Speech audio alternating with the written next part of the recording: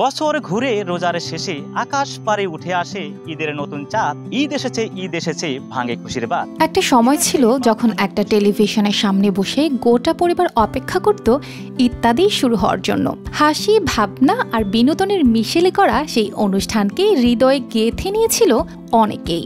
তবে কুড়িগ্রামের এই যুবকের জন্য এই অনুষ্ঠান ছিল জীবনের লক্ষ্য করার অনুপ্রেরণা। তার জীবনের বাঁকে বাঁকে ইত্যাদি আর একজন মানুষ হানিফ সংকেত।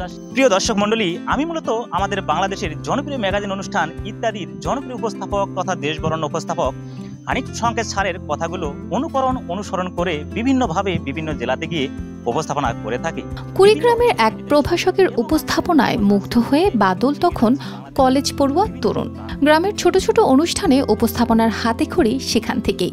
চোখে ছিল বড় হওয়ার স্বপ্ন, একদিন হানিফ সংকেতের মতোই মঞ্চ মাতাবেন। 16 বছর আগে জীবিকার তাগিদে বাদল কুড়িগ্রাম ছেড়ে পরিবার নিয়ে পাড়ি জমান কালিয়াকৈরে।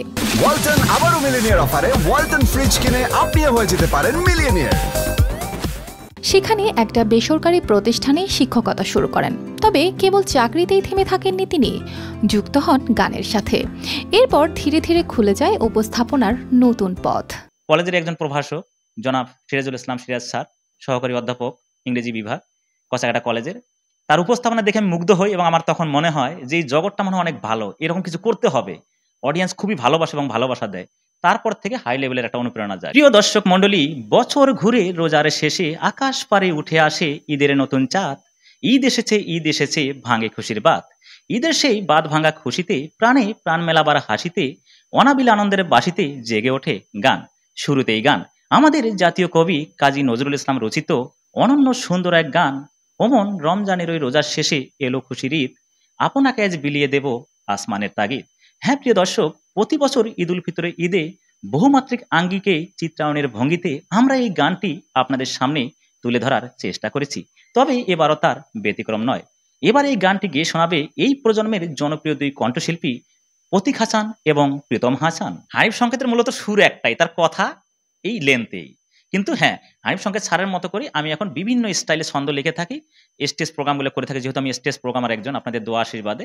তা সেভাবে আমি আমার মতো করে সাজিয়ে নেই, যখন যেটা লাগে, কখনো রোমান্টিক, কখনো মা সংক্রান্ত, কখনো শিক্ষা সংক্রান্ত, যখন যে প্লেজে আমরা অনুষ্ঠানে যাই সেই বিষয়গুলোর উপর আমি কথা বলার চেষ্টা করি। গাজীপুর জেলার নানা প্রোগ্রামে হানিফ সংকেতের স্টাইলেই উপস্থাপনা করতে শুরু করেন বাদল। তার কথা বলার ভঙ্গি, চালচলন, এমনকি মঞ্চে হাঁটা চলা সব কিছুতেই ছিল সংকেতের ছায়া।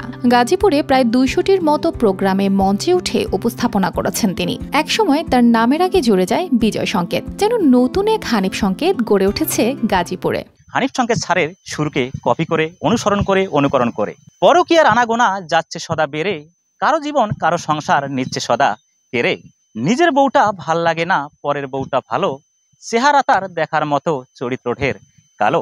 এদের মধ্যে কিছু নারী চুপটি করে রয়, বাচ্চা রেখে জোয়ান সাজে পরকীয়ার আশায়। একজন তরুণ যার শুরু হয়েছিল গ্রামের অনুষ্ঠান থেকে, আজ তিনি নিজেই এক নাম, বিজয় সংকেত। সত্যিকার প্রেম করেছেন তারা, লেখা ইতিহাস।